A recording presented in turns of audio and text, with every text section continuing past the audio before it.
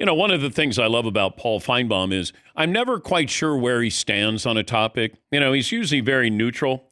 So when he says that the committee got it right and the crying from Notre Dame is quite frankly embarrassing, they cried. They didn't get their way. And then they said, we're going home. We're taking our ball like a 5-year-old on the playground by not going to a bowl game. Why did they get it right? Because Notre Dame had very little to show on its resume. Had they joined the ACC, which they, by the way, are a member of in every other sport, they would have played for the ACC championship game. Paul Finebaum of the Mothership joining us on the program. Hey, you're a little fired up about Notre Dame. What drew your ire? Yeah, but I have a correction, Dan. In the ACC, Notre Dame is a member, I think, also in field hockey. So let me make sure I tell America that. Okay. Fair enough. Dan, you've been around Notre Dame a lot, and I spent most of Monday on ESPN talking about your interview with the AD, and I think if he had stopped there, it would have been great. He went on a big platform. He told everybody off, but then he continued to talk, and he talked himself into a corner. And ultimately, Notre Dame's resume is good. It's not great. Is this committee good? No. I mean, it was a clown show. We all know that. And they changed the rules as they went along. But ultimately, I still felt Miami deserved to be in. Should Alabama have made it? I think so. Yeah, I said that, and it's not because I live in Alabama and I have a Nick Saban fat head in my bedroom. It's because I believe that they should not have been eliminated by playing an extra game. But all that. Notre Dame is the story of the week. And the one thing I don't understand that Pete said here and later at a press conference, he made all these threats. What has he done since making all these threats? Well, I think that's coming up in January. I think there'll be something that's happening. I think it was smart to say, hey, we're going to, huddle and we're going to figure out what our next move is. I thought they were too reactionary. When the kids said we're not going to play in a bowl game, I think if they gave them a couple of days to think about it, even Pete's reaction when, we reached out and he said, yeah, come on. And then all of a sudden he said there's permanent damage. I think if he would have stopped and said, hey, explain to me how we're ahead of this team for 5 weeks, and then all of a sudden it gets to the final, the day of reckoning, and then they leapfrog us. Explain that to me. I think we all could have understood that. If that happened to Alabama, how would you react if Alabama was ahead of Miami for 5 weeks and then Miami leapfrogged them? How would Greg Sankey, the commissioner of the SEC, reacted to something like that? So there, I thought he was right. I understand that, but he didn't stay with that. He expounded upon it, and I think that's where everybody focused on. Oh, Notre Dame, crybaby, take your ball and go home. Yeah, Dan, had it been Alabama, I would have been on the footsteps of the Capitol calling for a federal investigation. Of course. So would Greg Sankey.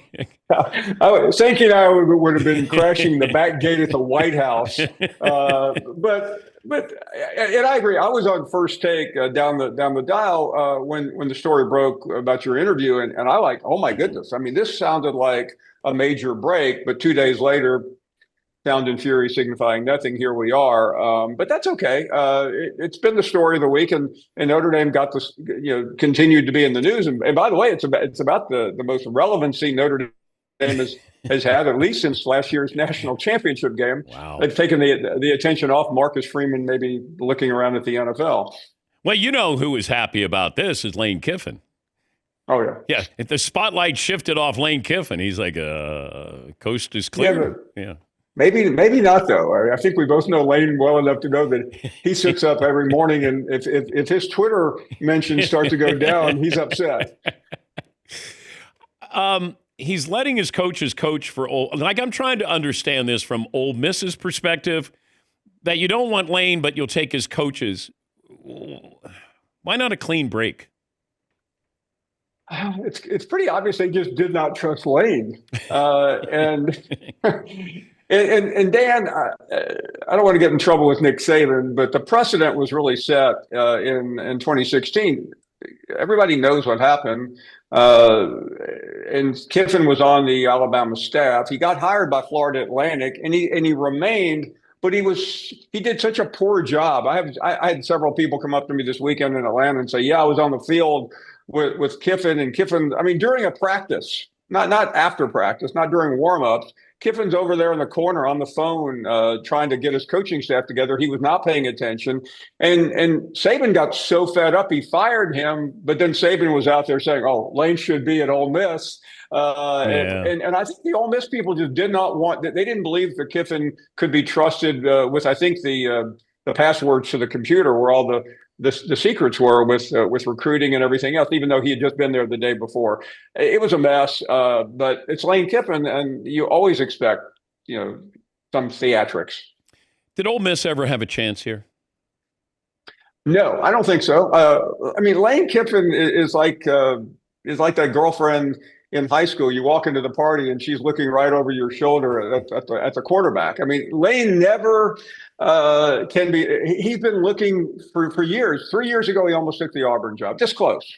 2 years ago, he wanted the Alabama job, but he never got a call. And last year, I think he was already packing to go down to Florida, and Lane screwed that one up. He took his Ole Miss team down to Florida and lost, which saved Billy Napier's job. But by the time it got to midseason, he knew Florida was going to be open. But the real moment that occurred was when Brian Kelly got fired. Kiffin said, "Oh my goodness, I could actually have that job," which is a better job than Florida. It's a better job than Ole Miss. That's not really. You don't need me to say that. Nick Saban told him that because Nick Saban has told a lot of people that. I mean, Nick Saban had this love affair with LSU, but he couldn't stay there because he had so many NFL openings. But he never quite got over it, even though he only won 6 national championships at Alabama. Where is Lane Kiffin in 5 years? He might still be in LSU, but he's going to have to win a national championship. But I would think ultimately he'll move on. I don't know if Lane goes back to the NFL at some point. I mean, I think now that Al Davis has been dead and buried for a number of years, I think the reverberations from that are over. But I think ultimately he's just never going to be happy anywhere. But I think he could get a national championship at LSU. Dan, stop me if you've heard this before, but Les Miles and Ed Ogeron both won national championships at LSU. The two of us could walk in off the street and win a national championship down there. It's not that hard. Paul Finebaum, host of the Paul Finebaum Show, Monday through Friday on SEC Network from 3 to 7 Eastern. What kind of changes do we have in the offseason with college football? Well, guess they're going to have a meeting, Dan, probably at a 5-star resort somewhere near the Southern Cal Mexican border, so it's warm in the winter, and they'll retool the CFP. They'll put in a couple of tweaks that don't make any sense, but that's going to be the big one. They've already made most of the rules. The transfer portal is now back to January, so the bowl season doesn't get overwhelmed. The bowl season that I think they're still looking for people to play in a bowl game.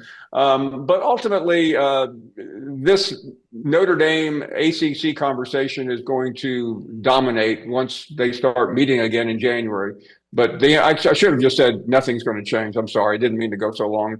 Could you see Notre Dame saying, you know what, we're going to go into the Big Ten with all of our sports, and we will play a limited schedule, a partial schedule with the Big Ten? It could happen. Now, they have that contract with the ACC, and I'm sure some of the bluster by Pete was to get out of that. And I'm sure at some point the ACC is going to let them go. But, yeah, the SEC and the Big Ten would probably be more than happy to fill in that role. But I think the Big Ten's where they belong.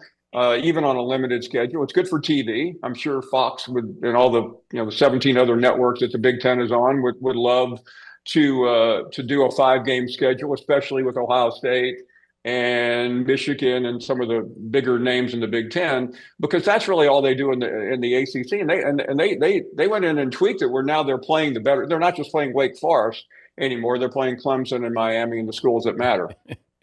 You believe in Indiana? Yes, it's taken me. I mean, it's too late to get on the bandwagon. I've missed that. It also ran over my foot. But yes, I believe in them. I mean, I did not. I mean, I think that's pretty well known, but I mean, I'm half blind, but I'm not entirely blind. I can see how good they are. It's one of the great stories, though, in recent college football. I mean, based off the history, when we were growing up, Indiana, I mean, it's the losingest program in college football. And to do this in a 2-year period, and he stays? Dan, to think about this, Saturday night in New York, during that just fantastic Heisman show, which I know you're a big fan of, tune in at 8:57 and you will have not missed anything, by the way. The fact that Indiana and Vanderbilt are two of the 4 schools represented among the finalists is pretty spectacular. Yeah. Yeah. I mean, when you think about it, growing up, Vandy was always and such won by over Vandy. Indiana. Yeah. Ohio State beats Indiana 55-0. And here you have 2 Heisman candidates there. Pretty amazing. Yeah, I mean, I used to cover Alabama games when people were really intent on the final series, and that was whether Alabama covered the 42-point spread against Vanderbilt or not. Do you have anything nice to say about anybody today? Dan, can I get back to you on that? Yes, you can. Thank you, Paul. Thank you, Dan. That's Paul Finebaum, voice of the SEC. Paul Finebaum Show every Monday through Friday on SEC Network, 3 to 7 Eastern.